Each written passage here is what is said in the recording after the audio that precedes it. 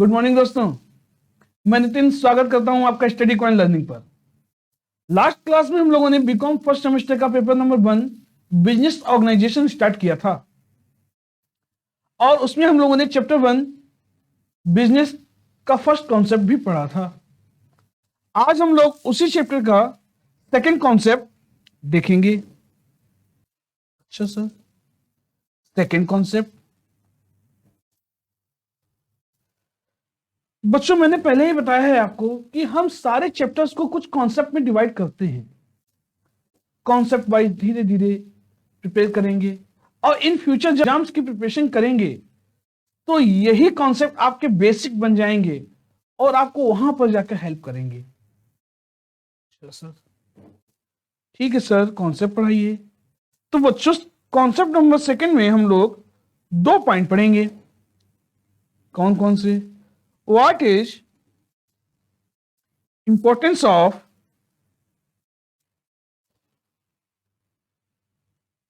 Business and second concept होगा मेरा, second concept का पॉइंट नंबर बी होगा what is objectives of business.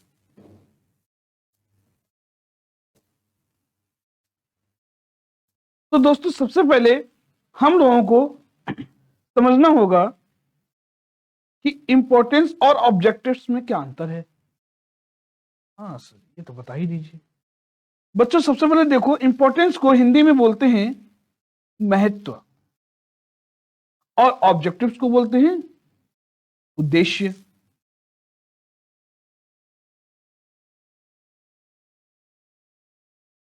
Importance का मतलब होता है कि जब हम किसी एक्टिविटी किसी गतिविधि को करते हैं तो उसके फायदे क्या क्या हैं, क्यों हमें कोई काम करना चाहिए।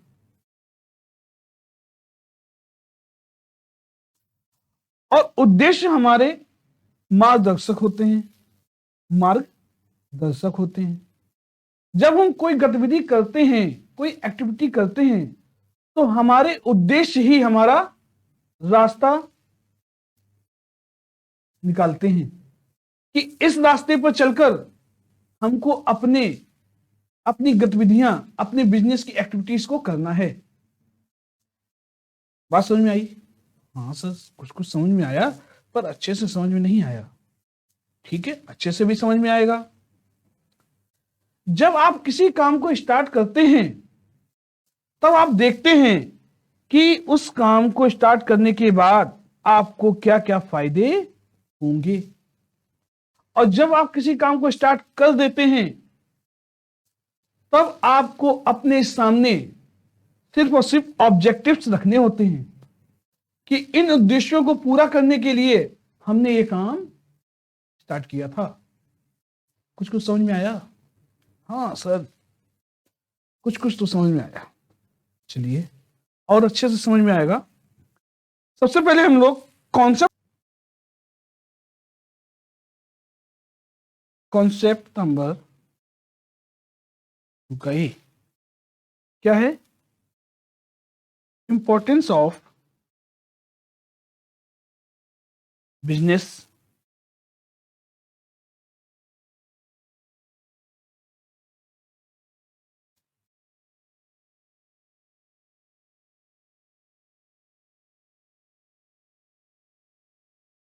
Importance of business.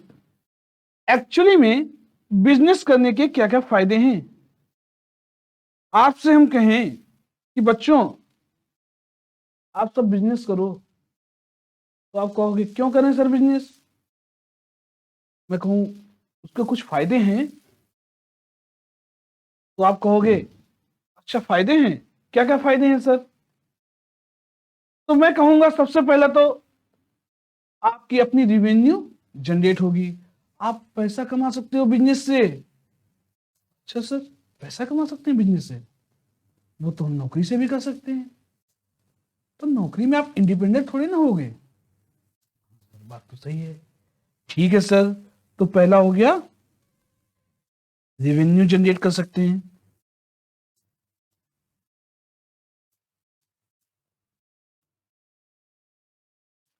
Revenue revenue generation. Sir दूसरा क्या फायदा है? बच्चों जब आप बिजनेस करोगे तो आपका कंट्री, हमारा देश इकोनॉमिकली ग्रोथ करेगा। हाँ सर। अच्छा। हम्म। ये फायदा है बिजनेस का, इकोनॉमिक ग्रोथ। अच्छा सर, और क्या फायदा है बिजनेस का?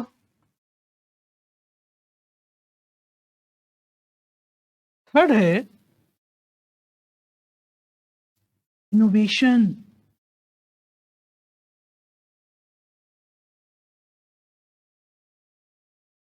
आविष्कार। बिजनेस एक आइडिया के साथ आता है और उस आइडिया में आपका कुछ ना कुछ इनोवेशन होता है। फेसबुक बिजनेस ही तो है, पर एक आइडिया के साथ आया। फ्लिपकार्ट, अमेजॉन, ये सब बिजनेस हैं, पर किसी न किसी आइडिया के साथ आया। और जैसे जैसे बिजनेस ग्रोथ करता है, नए नए इनोवेशन होने लगते हैं। बात तो सही है। ठीक है सर, और क्या फायदा है? अरे रुको तो, अभी बताते हैं सारे फायदे। जगह बना लें।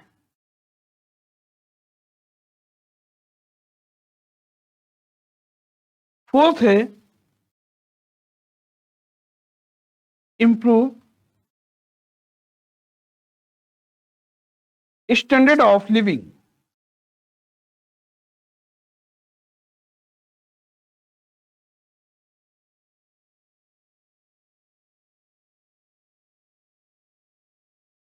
स्टैंडर्ड ऑफ लिविंग को कहते हैं जीवन का स्तर। आपके जीवन के स्तर में सुधार होता है जब आप बिजनेस करते हो, तो इनकम जनरेट होती है। अभी आप कीपैड वाला फोन लिए होगे, जब इनकम जनरेट हो जाएगी तो बढ़िया सा स्मार्टफोन लिए होंगे। हो सकता है अभी आप बजट फोन यूज कर रहे हो, तो जब इनकम जनरेट होने लगेगी, आपका रिवेन्यू जनरेट हो जाएगा, तब आप फ्लैगशिप फोन की तरफ जाओगे। बात तो सही है। तो जब मैं आपसे कहता हूं कि ये चार फायदे होंगे आपको, तब आप क्या कहोगे? सर फायदे तो हैं, इसका मतलब है बिजनेस करना चाहिए। बस इसी को हम क्या कहेंगे? Importance of business. सर ऐसा कीजिए, कुछ इसमें लिखा दीजिए जिससे कि रिवीजन करने में फायदा हो, आसानी रहे। ठीक है, लिखा देते हैं। लिखिए। It is the key to revenue generation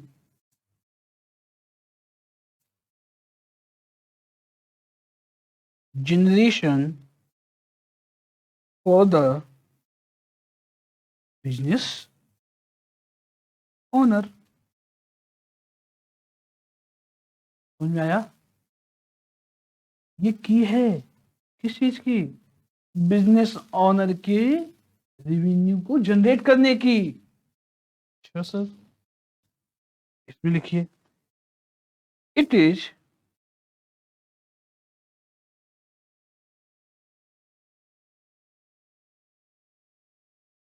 important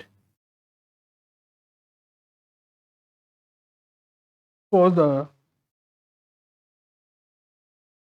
economy economic growth of a country। Sir बात तो कुछ ना कुछ तो समझ में आ ही रहा है।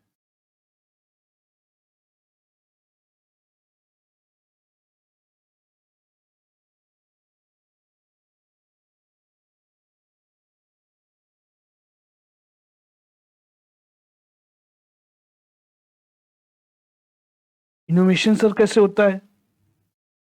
इट इज इनोवेशन सर कैसे होता है? It involves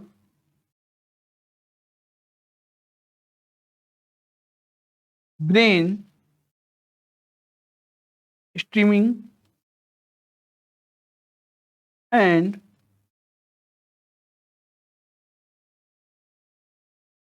generation of new ideas, which opens up the way for innovation and creativity. जब आप बिजनेस करेंगे तब कुछ ना कुछ इनोवेशन जरूर होता है। समोसा भी बनाएंगे पर आपके जैसा समोसा कोई और नहीं बना पाएगा। समझ में आ रही? लास्ट वाले में भी लिखा दो। ठीक है बच्चों, इसमें भी लिखा देते हैं। देखो, इम्प्रूव स्टैंडर्ड ऑफ लिविंग, कैसे जीवन का स्तर आपका सुधरता है। Because of a business, a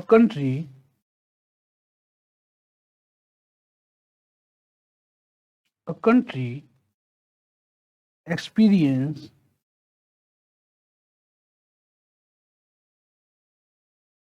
a higher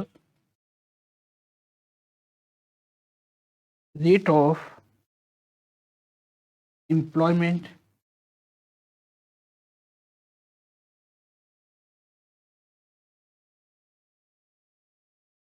and better living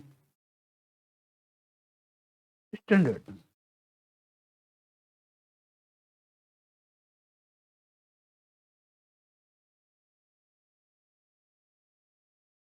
कुछ समझ में आया? हाँ सर, समझ। ये जो फायदे थे, यही आपके इंपॉर्टेंस ऑफ बिजनेस है कि आप बिजनेस क्यों करोगे। पहला, रेवेन्यू जनरेट होता है सर। हाँ सर, रेवेन्यू जनरेट होता है। सेकंड, इकोनॉमिक ग्रोथ करती है। आपकी कंट्री की इकोनॉमिक ग्रोथ होगी अगर आप बिजनेस करोगे। सर, इनोवेशंस होंगे, नए नए आइडियाज आएंगे, नई नई टेक्निक्स आएंगी। अच्छा सर, और इंप्रूव स्टैंडर्ड ऑफ लिविंग, आपके और आपके कर्मचारियों के जीवन में कुछ ना कुछ सुधार जरूर होगा। अगर एक कंट्री के परिदृश्य में हम लोग देखें तो जब आप बिजनेस स्टार्ट करते हो तो किसी ना किसी को रोजगार तो दोगे ना। सर, देंगे। ये जो आपका रोजगार देना है, ये किसी और की जिंदगी बेहतर करता है। और जब आप दूसरे की जिंदगी बेहतर कर रहे हो तो आपकी जिंदगी तो वैसे ही बेहतर है। सही है। तो आपका कॉन्सेप्ट नंबर 2A हो गया। पहला कॉन्सेप्ट क्या था हमारा? What is importance of business. अब हमारा सेकंड कॉन्सेप्ट है। क्या है सेकंड कॉन्सेप्ट? तो चलिए अब हम लोग बात करते हैं कॉन्सेप्ट नंबर 2B की।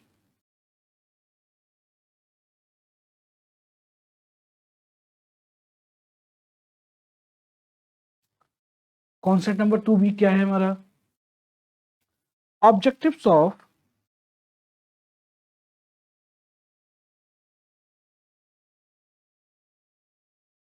बिजनेस। सर,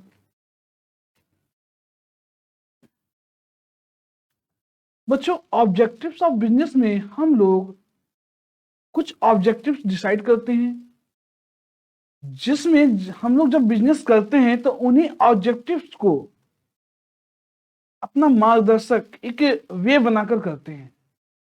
मतलब ये कि जब हम लोग बिजनेस करेंगे ना तो अपने इन ऑब्जेक्टिव्स को, इन उद्देश्यों को ध्यान में रखकर ही सारी गतिविधियां करेंगे।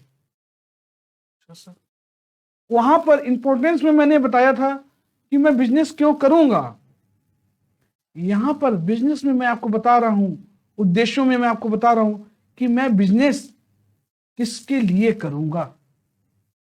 इन ऑब्जेक्टिव्स को फॉलो करने का एक फायदा होता है कि हमारा बिजनेस ग्रोथ करता है। सर ठीक है, सर बताइए कि ऑब्जेक्टिव्स क्या क्या हैं। बच्चों, ऑब्जेक्टिव्स ऑफ बिजनेस को हम लोगों ने 4 पार्ट में डिवाइड कर रखा है। फर्स्ट है economic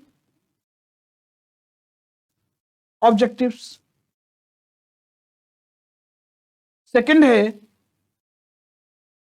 social objectives,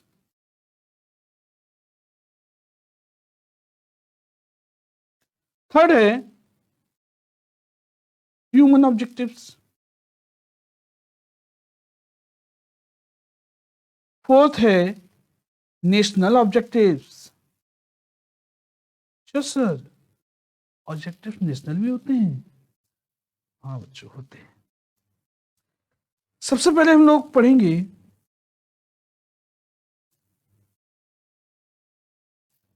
economic objective.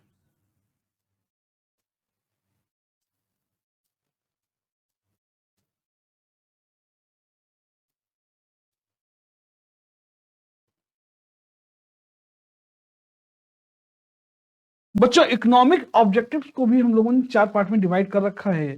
First part है हमारा ए, अर्निंग ऑफ प्रॉफिट। सर मतलब ये कि आपको प्रॉफिट अर्न करना ही है, ये आपका ऑब्जेक्टिव है।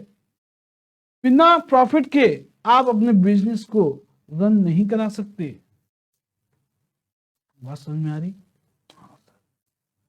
क्यों सर बिजनेस में प्रॉफिट क्यों अर्न करना जरूरी है?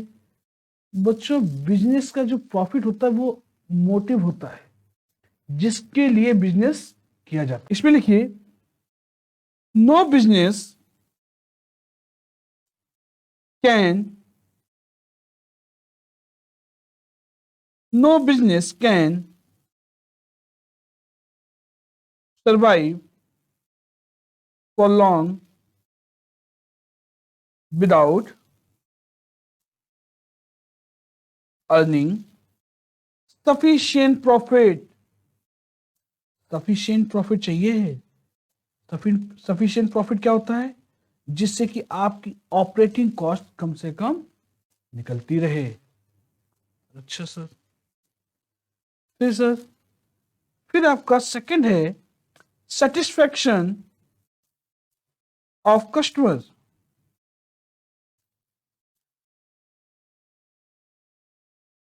Satisfaction of customers.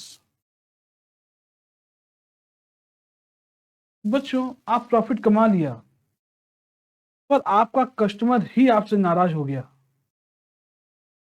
आपका बिजनेस ज्यादा दिन रन नहीं कर पाएगा।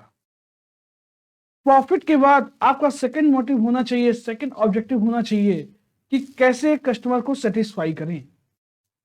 कस्टमर अगर एक बार सेटिस्फाई होकर जाता है तो वो दोबारा से आपके पास आता है और आपको प्रॉफिट देता है। तो सेकंड मोटिव क्या होना चाहिए? कस्टमर को सेटिस्फाई करना चाहिए। देखिए इसमें, द बिजनेस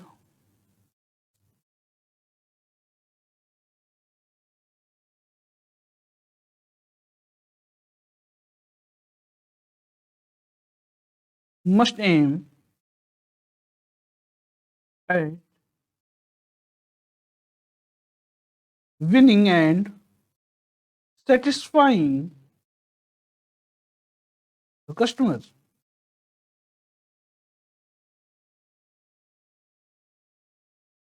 समझ में आ गई? हाँ। फिर हमारा थर्ड ऑब्जेक्टिव इसमें होना चाहिए ग्रोथ। बिना ग्रोथ के बिजनेस जैसे बिना चीनी की चाय। सर हाँ बच्चों, प्रॉफिट आप कमाओगे कितने देर के लिए होगा? कुछ दिनों के लिए। कस्टमर सेटिस्फाई भी है, प्रॉफिट भी है। अब आपका थर्ड ऑब्जेक्टिव होना चाहिए कि आप अपने ग्रोथ को, आप अपने बिजनेस को कैसे बढ़ाएं। सर ग्रोथ, इसमें लिखिए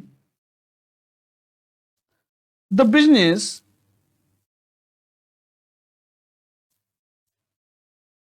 must grow and expand to survive in the long run.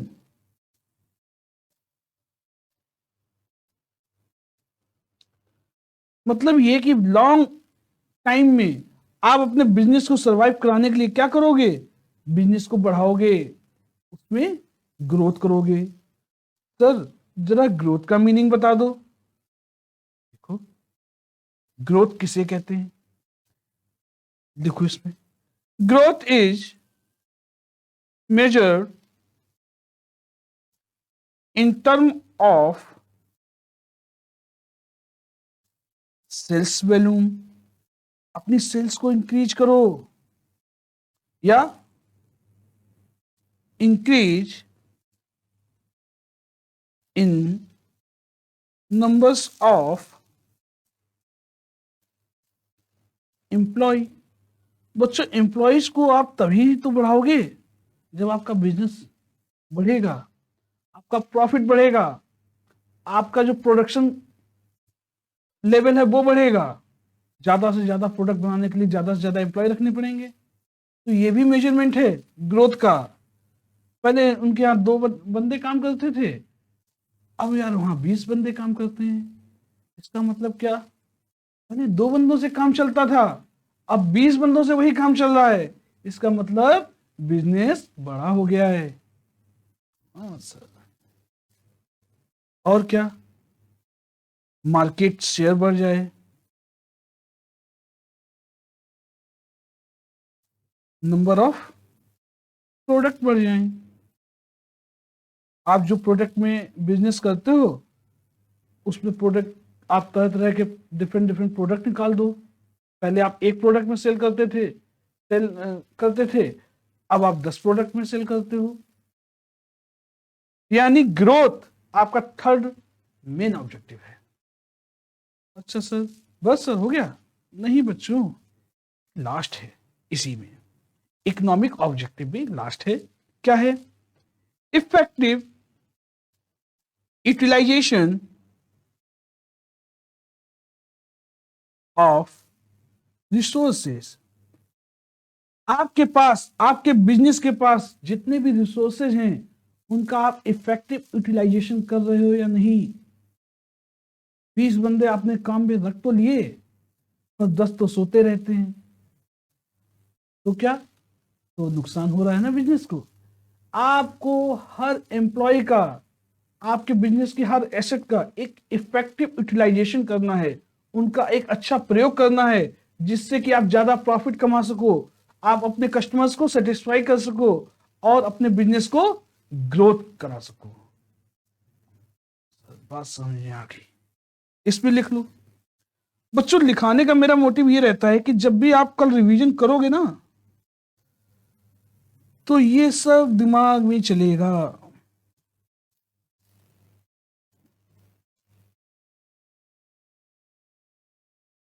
Effective use of man power, machines and materials which are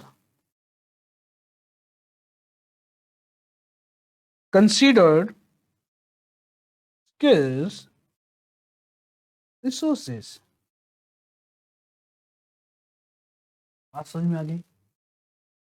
फिर से एक बार देखते हैं क्या बताया मैंने, क्या बताया।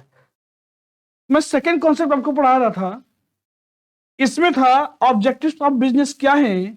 ऑब्जेक्टिव्स ऑफ बिजनेस को मैंने 4 पार्ट में डिवाइड किया है। फर्स्ट था इकोनॉमिक ऑब्जेक्टिव, धन आर्थिक ऑब्जेक्टिव्स मेरे क्या क्या हो सकते हैं, जिसमें मैंने पढ़ाया था अर्निंग प्रॉफिट, प्रॉफिट को अर्न करो, सेटिस्फैक्शन ऑफ कस्टमर्स, कस्टमर की संतुष्टि के लिए काम करो, ग्रोथ, बिजनेस को ग्रोथ कराओ, और अपने रिसोर्सेज को, फोर्थ, अपने रिसोर्सेज का यूटिलाइजेशन इफेक्टिवली करो। फिर सेकंड पे आते हैं। सेकंड क्या है हमारा? सेकंड है हमारा सोशल ऑब्जेक्टिव्स। चलो इसमें देखते हैं। सर सोशल ऑब्जेक्टिव्स के क्या होते हैं? बच्चों सोशल ऑब्जेक्टिव वो होते हैं जो आप समाज के लिए करते हो। मतलब जब आप बिजनेस करो, इसका मतलब ये थोड़ी ना है बस खाए जाओ खाए जाओ, कुछ दूसरों का कल्याण करोगे कि नहीं करोगे? तो जब आप बिजनेस करो तो कुछ सामाजिक कल्याण की भी बातें करो। अच्छा सर, सामाजिक कल्याण की बातें करेंगे, क्या क्या सर बातें करेंगे इसमें सामाजिक कल्याण में? देखो बच्चों, सबसे पहले पॉइंट नंबर 1 ये लिख लो उसमें, to supply of best quality goods and services at fair price. आप अच्छे से अच्छा मटेरियल, अच्छे से अच्छी सेवाएं फेयर प्राइस पे दो। इससे क्या होगा? समाज का कल्याण होगा। ये भी आपका ऑब्जेक्टिव है। बिजनेस हम समाज कल्याण के लिए थोड़ी ना कर रहे हैं। क्यों नहीं कर रहे हो? करना पड़ेगा। अगर आपको अपना ग्रोथ, अगर आपको अपनी बिजनेस को ग्रोथ कराना है तो कुछ सोशल ऑब्जेक्टिव्स को फॉलो करना ही होगा। अच्छा सर, सीएसआर का नाम सुना है? Corporate social responsibility. बड़ी बड़ी कंपनियों को सीएसआर के अंतर्गत कुछ खर्च करना पड़ता है। चलो ठीक है। फिर नेक्स्ट है to work for employ, to work for employ welfare, अपने कर्मचारी के कल्याण के लिए काम करो। अच्छा सर, हाँ बच्चों, आप अपने वर्कर्स के लिए, अपने एम्प्लॉयज के लिए जब अच्छा काम करोगे ना, तो वो भी दिन रात मेहनत करके करेंगे आपके बिजनेस को ग्रोथ कराने में। टू प्रोटेक्ट इन्वायरमेंट, इन्वायरमेंट को प्रोटेक्ट करने के लिए काम करो। बच्चों हम लोग बिजनेस करते हैं तो जाने अनजाने में इन्वायरमेंट को इतना ज्यादा नुकसान पहुंचाते हैं कि एक दिन ये दुनिया खत्म होने की कगार पर आ जाएगी। पर अगर हर बिजनेसमैन ये समझे कि वो कैसे इन्वायरमेंट को प्रोटेक्ट कर सकता है, तो इसको अभी भी बचाया जा सकता है। तो आपका एक ऑब्जेक्टिव होना चाहिए कि आप इन्वायरमेंट को कैसे प्रोटेक्ट करोगे। जैसे प्लास्टिक का कम यूज करो, जो भी गंदा पानी है उसको रिफाइन कर कर बाहर फेंको जो नदियों में जाता है। तो आपका जो आपका बिजनेस है वो इन्वायरमेंट को कुछ हद तक प्रोटेक्ट जरूर करना चाहिए। अच्छा सर, नेक्स्ट क्या है? To adopt of fair trade policy, fair trade practices। आप जो भी बिजनेस करो वो उचित होना चाहिए, अनुचित नहीं होना चाहिए, मतलब लीगल होना चाहिए। बात समझ में आ रही? तो बिजनेस में आपको एक फेयर ट्रेड प्रैक्टिसेस को अलाउड करना चाहिए। बात समझ में आई? हाँ सर, कुछ कुछ समझ में आया। ठीक है सर, जल्दी से थोड़ा और बढ़ा दीजिए। फिर बच्चों नेक्स्ट हम लोगों ने पढ़ा था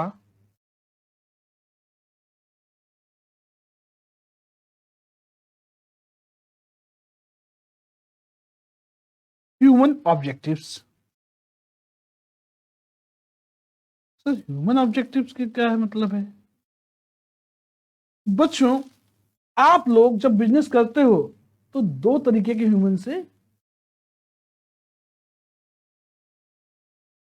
बच्चों आप लोग जब बिजनेस करते हो तो दो तरीके के ह्यूमन से आप लोग मिलते हो। अच्छा सर, दो तरीके के ह्यूमन कौन कौन से? पहला तो एम्प्लॉय और दूसरा कस्टमर। ये दोनों ही लोग आपसे कुछ अपेक्षाएं रखते हैं। आपको क्या चाहिए कि इनकी अपेक्षाओं पर खरे उतरें। किसके नाते? बिजनेस के लिए नहीं, मानवता के लिए। क्या क्या है सर? अच्छा इसमें लिखो, a business is directly linked with two important groups. क्या क्या? नंबर एक, कस्टमर्स। सर कस्टमर क्या चाहता है? बच्चों कस्टमर चाहता है कि आप उसको सर्विस अच्छी से अच्छी दें, और जो भी आप उसके साथ डील करें वो उचित तरीके से डील करें। राइटिंग नहीं सही आई। चलो,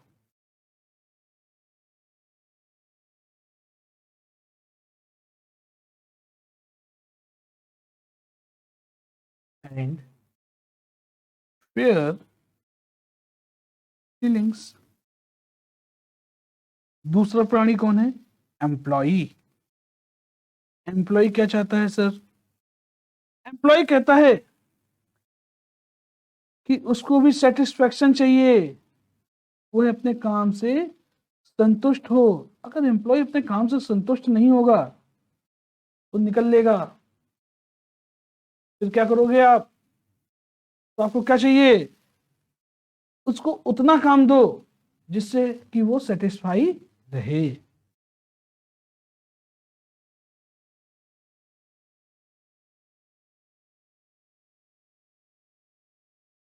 और सेकंड, डेवलपमेंट या develop new skill in the process of employment. अगर आपने एम्प्लॉय को ये एक स्किल दे दी कि वो अपने काम के साथ साथ अपनी स्किल्स को बढ़ा सके, कुछ नई ट्रेनिंग्स दे दी, कुछ नई चीज सिखा दी, तो बंदा सीखने के चक्कर में आपके पास काम करता रहेगा और वो उसके साथ अपनी ग्रोथ भी करता रहेगा। अच्छा सर, सही है, ठीक है सर। तो अभी मैंने आपको क्या क्या पढ़ाया? दो ऑब्जेक्टिव्स और बताए। पहला क्या था? Social objective, supply of best quality goods and services for eight fair price, मतलब एक फेयर प्राइस पे आपको गुड्स और सर्विसेज देनी चाहिए। दूसरा था वर्क फॉर एम्प्लॉयज वेलफेयर, काम करो पर एम्प्लॉय के वेलफेयर के लिए भी करो। थर्ड था प्रोटेक्ट इन्वायरमेंट, पर्यावरण को संरक्षण दो। और लास्ट था एडॉप्ट फेयर ट्रेड प्रैक्टिसेस, मतलब जो भी आप बिजनेस में डीलिंग्स करो वो उचित करो, फेयर करो। ये आपके हो गए सोशल ऑब्जेक्टिव। फिर मैंने थर्ड पढ़ाया ह्यूमन ऑब्जेक्टिव्स। इसमें क्या था कि इसमें कस्टमर और एम्प्लॉय आपसे कुछ अपेक्षाएं रखते हैं। कस्टमर कहता है कि आप मुझे अच्छी सर्विसेज प्रोवाइड करो और जो भी डीलिंग मुझसे करो वो उचित करो, नाजायज प्रॉफिट ना लो, गलत माल ना दो। एम्प्लॉय क्या कहता है? मुझे उड़ने की आजादी दो, हम आपके पास काम कर रहे हैं तो हमें नई चीजें सिखाओ, हमें जो भी काम दो वो मुझे सेटिस्फाई कर सके, आपके एम्प्लॉय को सेटिस्फाई कर सके। अच्छा सर, तो अब क्या खत्म? नहीं बच्चों, एक और रह गया है, सबसे important, objectives of national categories, ये क्या है? नेशनल ऑब्जेक्टिव्स क्या है?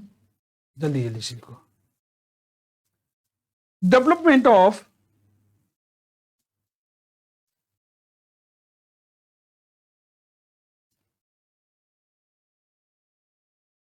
बैकवर्ड एरियाज, जो पिछड़े देश के जो पिछड़े रीजन्स हैं उनका विकास करो।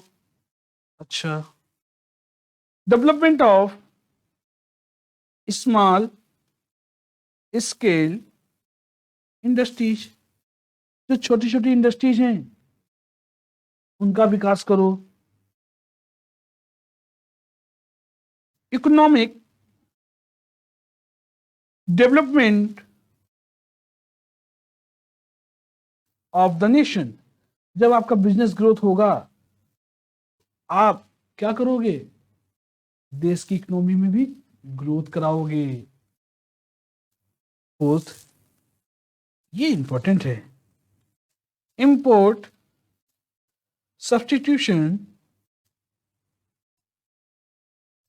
And export promotion. आपका नेशन आपसे कहता है कि आप जब बिजनेस करो तो इन 4 बातों का ख्याल रखो। कौन कौन सी 4 बातों का ख्याल रखेंगे? आपका देश आपसे कह रहा है कि सबसे पहले तो आपके देश के जो पिछड़े एरियाज हैं उनका विकास करो, आपके देश की जो छोटी छोटी इंडस्ट्रीज हैं उनका विकास करो, और आप ऐसे बिजनेस करो कि आपकी जो देश की इकोनॉमी है वो ग्रोथ करे। अच्छा सर, और क्या करें? और बच्चों, आपको इंपोर्ट सब्स्टिट्यूशन ढूंढने हैं। तो इसका क्या मतलब है? एक्चुअली में हमारे देश में सारी चीजें तो बनती नहीं है, बहुत से चीजों को हमको बाहर से इंपोर्ट कराना पड़ता है। तो जब हम इंपोर्ट कराते हैं तो हमको डॉलर में पेमेंट करना पड़ता है, एक्चुअल में जो उनकी कॉस्ट है उससे ज्यादा पेमेंट करना पड़ता है। तो देश के भले के लिए ऐसा करो, जिन चीजों को हमको इंपोर्ट करना पड़ता है ना उनके विकल्प तैयार करो या विकल्प को खोजो, सब्स्टिट्यूशन, जिनको हम लोग अपने देश में ही बना सकें और हमको कम से कम इंपोर्ट करना पड़े। तो समझ में आया? हाँ। तो सर ये एक्सपोर्ट प्रमोशन क्या है?